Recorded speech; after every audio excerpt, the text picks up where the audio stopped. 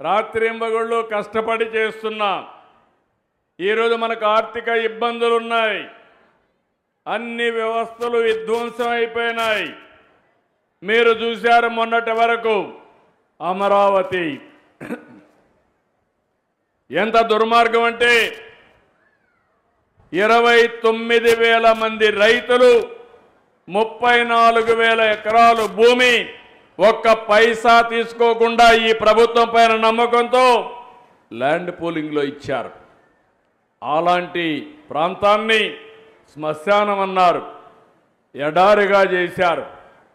ఇది ఎడారి కాదు, భవిష్యత్తులో ఒక సుందర నగరంగా తయారు చేసే బాధ్యత మాదని ఈరోజు ముందుకు తీసుకుపోయాం.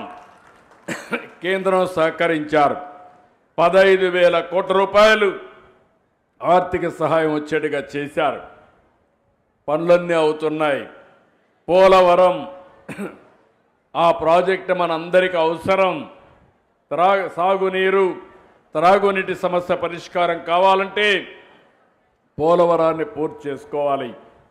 అదే తెలుగుదేశం ప్రభుత్వం అధికారం ఉంటే 2020కి పోలవరం పూర్తయ్యేది. డయాఫామ్ వాల్ పూర్తిగా కొట్టుకొంబోయేటిగా చేశారు. అన్ని సమస్యలను పరిష్కారం చేశాం. మళ్ళీ దాన్ని ట్రాక్లో పెట్టాం.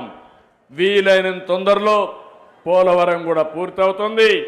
కేంద్రం 11,500 కోట్ల రూపాయలు పోలవరానికి నిధులు ఇచ్చే పరిస్థితికి వచ్చారు. ఇంకో పక్క విశాఖపట్నం ప్రధానమంత్రి గారు స్వయంగా కలుగజేసుకుని విశాఖపట్నం స్టీల్ ప్లాంట్ కాపాడడానికి 12,500 కోట్ల రూపాయలు ఇచ్చారు. ఇది కాకుండా విశాఖపట్నంలో రైల్వే జోన్ శాంక్షన్ చేశారు. నిన్నే ఆంధ్రప్రదేశ్కి సెమీ కండక్టర్ ఇండస్ట్రీ ఇచ్చారు. కేంద్రం అన్ని విధాలా సహకరిస్తూ ఉంది. నేను ఒకటే మీ అందరికీ హామీ ఇస్తున్నా, ఈ ప్రభుత్వం మీ అందరి ప్రభుత్వం, మీకు అండగా ఉండే ప్రభుత్వం. అయితే మీరు చేయాల్సింది ఏ కార్యక్రమాలు అయితే మేము చేస్తున్నామో దాన్ని పూర్తిగా సహకరించే బాధ్యత మీ అందరిదని విజ్ఞప్తి చేస్తున్నా. నిన్ననే పులివెందల్లో జడ్పీటీసీ ఎన్నిక జరిగింది. కొంతమంది నాయకులు నన్ను విమర్శిస్తున్నారు.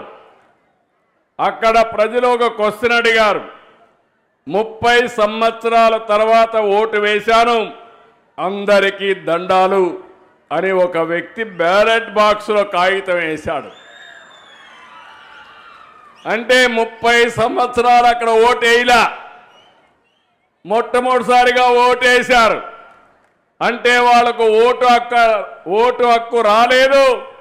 ఈ యొక్క 79వ స్వాతంత్ర దినోత్సవ సందర్భంగా వాళ్లకు స్వాతంత్రం వచ్చిందని మీ అందరికీ విజ్ఞప్తి చేస్తున్నా. ఇంకో పక్క ఇంకొకతను కాగితం వేశాడు, మా వివేకా